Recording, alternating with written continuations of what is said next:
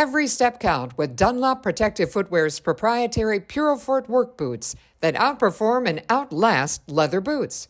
Purofort is lighter, more flexible, and durable for all-day comfort and protection. Head to dunlopboots.com for more information. Armor Guys is a world leader in the design, development, and manufacturing of high-performance gloves and sleeves for general purpose, cut-resistant, heat-resistant, and chemical-resistant applications. Hello, I'm Maureen Paraventi.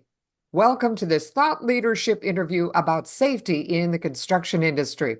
With me today is Evan R. Harden, QSSP. Evan is Director of Safety, Health, and Environmental Specialists for Fastenal, a company that partners with organizations to simplify and secure the supply chain for a vast range of industrial products. Fastenal helps businesses create more value more efficiently. Evan, thanks for joining me. Thanks for having me. Now that the construction industry is in full swing, what is Fastenal seeing this season in terms of safety? Is it what you expected or something different this season?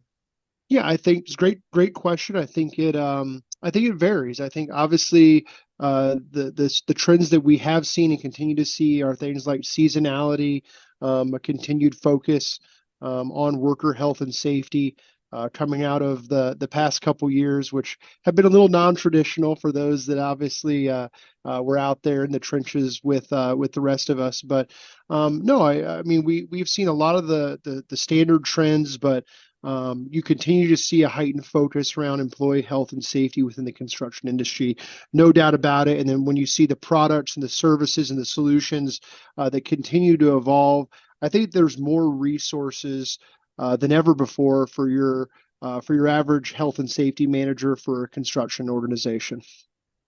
Falls are a huge problem in the construction industry, and that's why OSHA classifies falls as one of the industry's fatal four.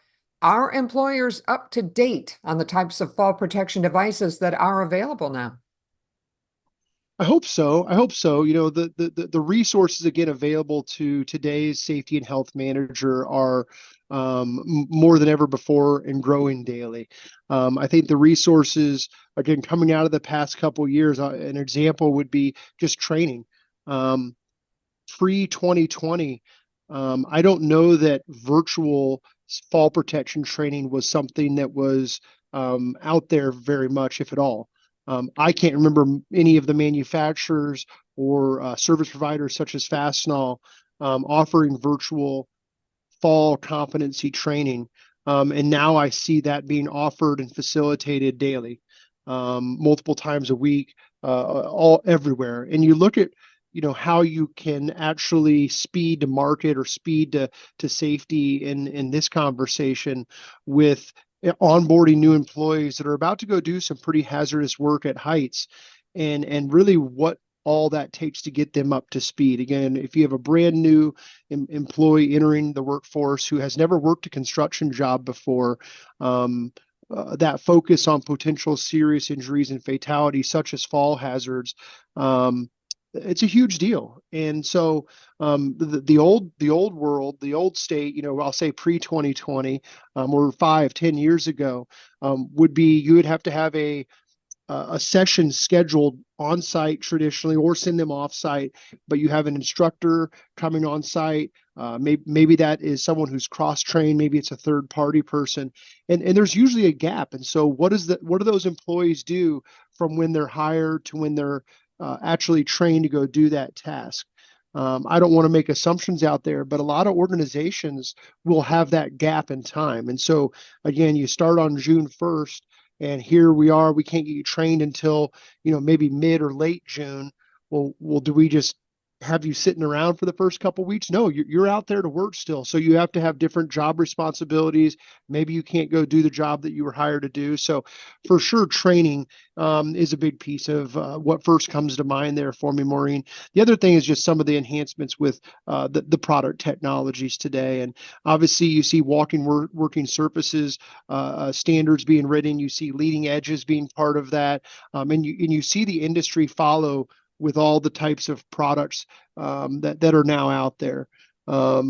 And then you see the smart technologies. We continue to see manufacturers innovate within the fall space to have much more technology-oriented products that then serve in one way, shape, or form as a leading indicator or a lagging indicator around whether products are being used the way that they're meant to be used, whether or not they're in compliance, and again, whether or not it's just the right product for the right job, knowing that sometimes in the construction field, they're doing a lot of different tasks within a given day, within a given job. Evan, can we go back to training for a minute? What should fall protection training include? Absolutely. I mean, again, depends on what exactly you're doing out there. But if you go from the basics, and I always look at the basics as, and I call it the ABCDs of fall protection, or just fall protection 101 training, right? Why do we need to wear fall protection? Where, when, how do we properly wear fall protection? What types of connecting devices should we use? How do we perform rescue? Again, especially in the construction world, when you're not within traditionally four walls of a manufacturing building, you have elements and you have just different circumstances that are going to change potentially daily.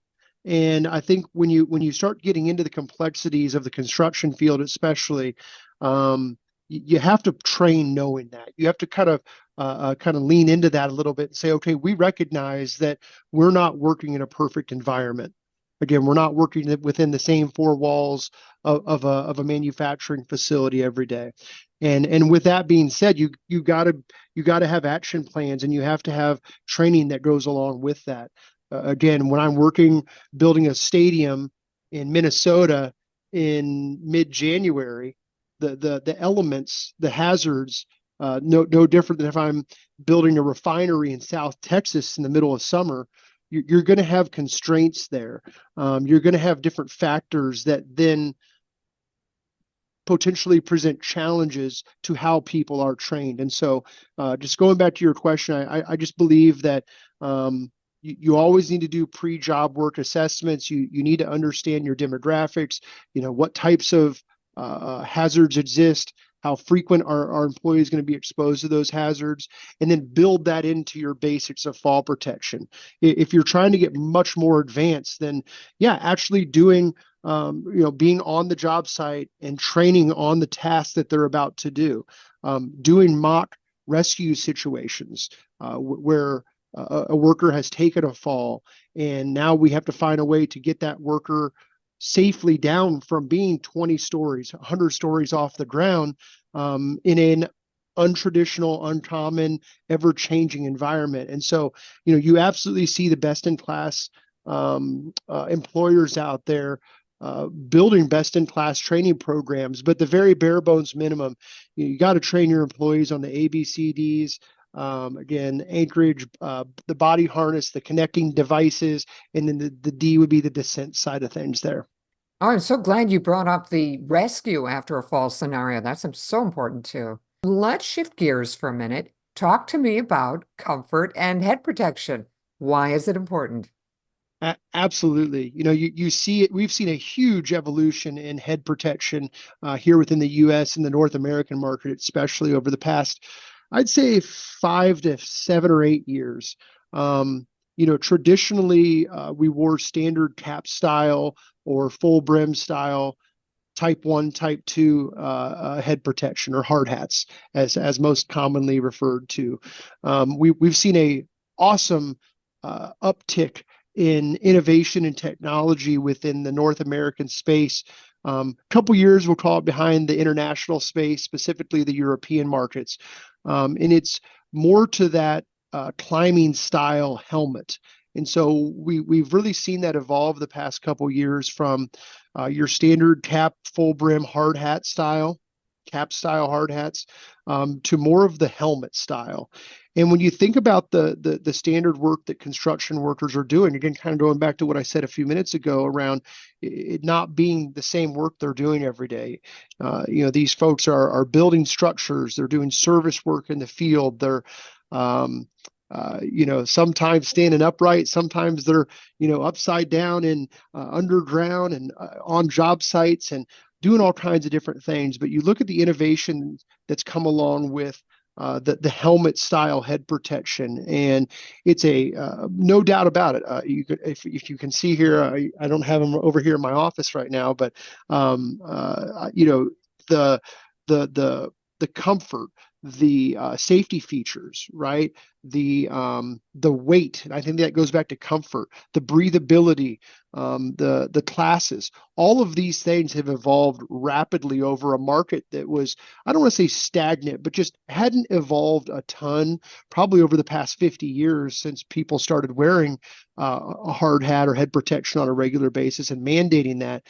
In the past, like I said, 5 to 8 years, we've seen it significantly increase and then transition towards that helmet style. I don't want to talk down to cap style or full brim.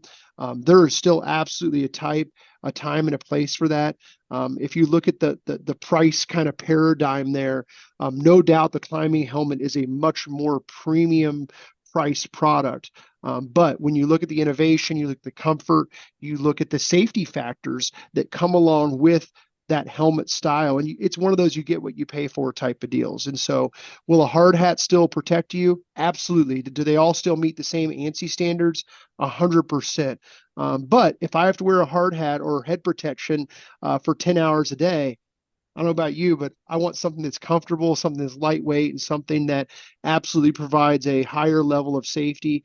And that's where we see that helmet style really coming strong in the construction market these days.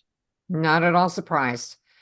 Are employers keeping up with the new heat stress standard? And related question, are there solutions to help mitigate the effects of heat on the body besides taking breaks and drinking fluids? Yeah, a three-part question there. I'll make sure I answer them all for you. But no doubt, there is more awareness to heat stress in the market than ever before.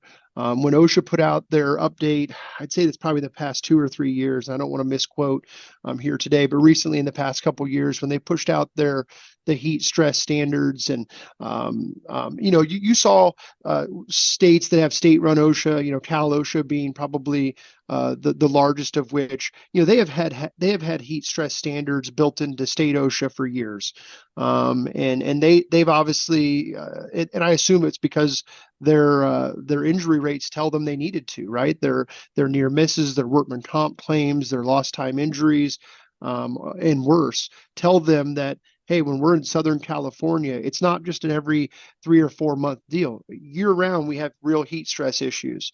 Same thing with other areas of the country, all the obvious ones. But that doesn't mean that because we're back to that northern Minnesota, they absolutely still have heat stress issues there. It just may not be for all 12 months of the year. And so formalizing the heat stress standard, whether it's construction or general industry, has brought a tremendous amount of awareness to the workforce and the workforce's employers. So today, whether it's simple solutions such as hydration, such as phase change products, whether that's cooling vests or cooling towels, or you see even the devices that you see kids using at sports games these days, but the bands that stick around your neck and blow cool air on you all day, and things that kind of really were kind of novelty items in years past, today are real life. And so products like, I don't know what the technical name for it is, but like big cooling fans that you would see used in on sports sidelines for like the NFL. You see those used in the workplace now, especially on job sites. You obviously see your tents and your need to get shaded area. And so just back to your original question, we've seen more innovation, more awareness around heat stress just the past 24 to 36 months than in probably all of the history of construction, when it comes to keeping employees safe and out of the exposure of those high heat stress, high heat, high humidity environments for prolonged periods of time. What kinds of hand protection are most popular among construction workers these days, and why? We continue to see it evolve, and it's a similar story to like the head protection example or the hard hat example. For years and years and years, I always tell this story, Maureen. My grandfather was an iron worker, and he built high-rise buildings and stadiums. And if you saw the PPE that he used to wear back in the 60s and 70s, today it's laughable. It doesn't exist. It wouldn't meet our standards, right? It wouldn't meet the minimum ANSI standards of what we look for in head protection and hand protection and fall protection. But for years, and I'd still say that it is the primary today, you would see your average construction employee wearing a leather driver glove. A leather glove. It was kind of synonymous with the construction industry, was leather gloves. And again, I don't want to say, it probably still is the predominant material today, but it's not 90% like it was 10 years ago. It's not 50% like it was a couple, 3-5 years ago. It's still a big percent, but we've obviously seen a rapid increase in technology around whether it's performance materials, super fibers, synthetic leathers, just products that really take that construction job or just that more industrious type of job, whether that's in a mining world or whether that's oil and gas, right? All industries that historically also used your leather glove because it was cheap and it was durable. Now we see products in the market that are probably it's back to the safety helmet example, right? It still meets all those basic criteria, but it is just a safer, a higher quality, more comfortable, either a more dexterous or breathable in the summer, or maybe opposite. If we're working in construction in the middle of winter, we need obviously that to have good insulation in it.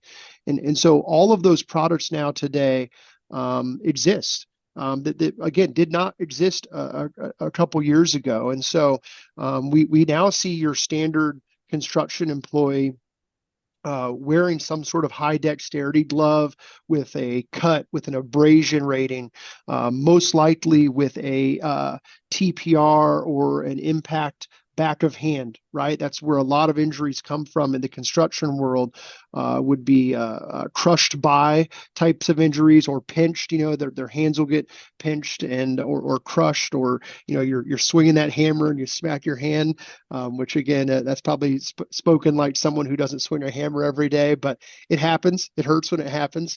But again, we see a tremendous amount of products from most every major reputable glove manufacturer these days. They are making multiple series and families of products that would replace that core leather glove from all the reasons and more that I just shared with you. And so, yeah, a ton of technology, a ton of innovation within hand and arm protection, specifically aimed at the construction space.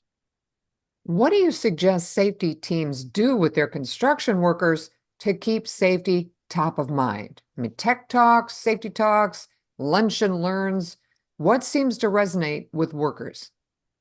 Yeah, all the above, no doubt. I think whether it's construction or any other industry, adult learning, adult education, adult continuing education here in 2024 and beyond, you got to bring different approaches to how you train. And how you prefer to learn, Maureen, is different than how I prefer to learn, more likely. And if we ask 5 other people, they would probably tell you that their preferences vary a little bit as well. And so I'm a big believer in not doing the same thing. I'll just say that. So maybe this week it's a toolbox talk, right? It's a safety talk. It's maybe next week we're all going to huddle up and go look at some applications together as a team to do some root cause analysis. Maybe the following week or the following month, depending on how frequent you're doing it, you're bringing in some guest speakers to talk about innovations in a certain area or seasonality, because we know that we're getting ready to start cold weather season, or we're getting ready to start a new job where the crew is doing a slightly different task than they've been doing the past 6 months at their previous job. Of course, you mix in the virtual stuff. So like you and I are doing right now, maybe we have virtual training in a controlled classroom environment, and we mix that in with, again, in the field, on the job training. I think too often employers kind of get stuck in the rut of, well, this is just how we've done it, or here's the resources that are available to me. That's the other limiting factor within the construction space is, again, they're not within the four walls of a traditional building. They're on a job site, they're in a field, maybe they're all huddled around in a Connex trailer, or in the back of literally out the back of a job site trailer, in the field. And so they don't always have the resources available to them as your traditional manufacturing customer does. So you have to get creative. And so, again, I'm a big believer in mixing it up. And, this week we're going to do one thing, next week we're going to do something different. And I think as long as you can do that, it keeps people paying attention. It gets them absorbing different types of information in different ways. And all of that should go back to increasing their knowledge base, their awareness to safety, and making sure ultimately that they go home each day the same way that they came in. And what are your construction end users asking for so far this year?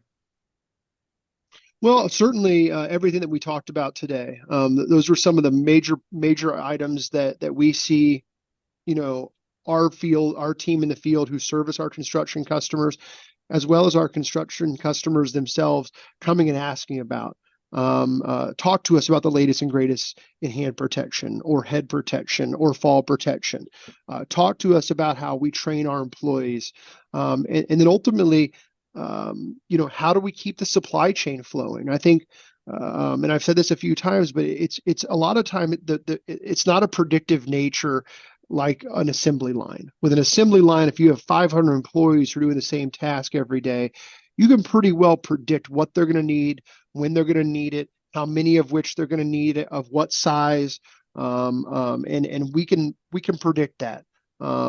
With construction, again, it's a little more challenging. It's not impossible, but it's a little bit more challenging. And so that's one of the things that I think our leadership teams within our construction customers are really challenging the status quo on. They're coming to us and saying, hey, how can we take supply chain technologies that we see used everywhere, just not in construction as frequently? How does that work for us? How does that work for us on a job site that we're going to be building an interstate for the next 3 years? And so that's really forced us, as most things do, it's forced us to innovate. It's forced us to think about how we treat that customer demographic a little bit differently when it comes to helping them manage their supply chains. And so that's where you see solutions such as our Fast Pod program, which is where we have a climate controlled 20, 40-foot Connex with all of our inventory management solutions in it that we can mobilize and customize for those construction customers, whether they're the GC, whether they're the subs, whether they're working a job short term for the next 3 months or long term for the next 3 years. We can mobilize those supply chain solutions and really bring to them what we bring to those traditional manufacturing customers, but in their element, in their environments. And so those solutions really didn't exist from Fastenal or elsewhere in the industry prior to a few years ago. And I think that once we implement a few of those solutions, they really become sticky in the business because it helps those construction organizations or those GCs or the subs really focus on what it is that they're great at. And that's doing whatever service, building whatever building or stadium or road or wastewater treatment plant or whatever it is that their area of expertise is. It allows them to stay focused there and allows us to be then that expert for them in supply chain management and training and assessments and inspections and all the stuff that I think most of them would view as non-core. that's great. You focus on your task. You let us be the best partner possible, help you with the rest of it. And then it's a beautiful, well-oiled machine. Thank you, Evan, for taking the time and sharing your knowledge with us today. Hey, no problem. Thank you for having me, and really, really enjoy talking about construction anytime I get a chance. I can tell. I've been talking with Evan R. Harden, QSSP. Evan is Director of Safety, Health, and Environmental Specialists for Fastenal. To learn more, go to fastenal.com, and that is spelled FASTENAL.com. Thanks for watching.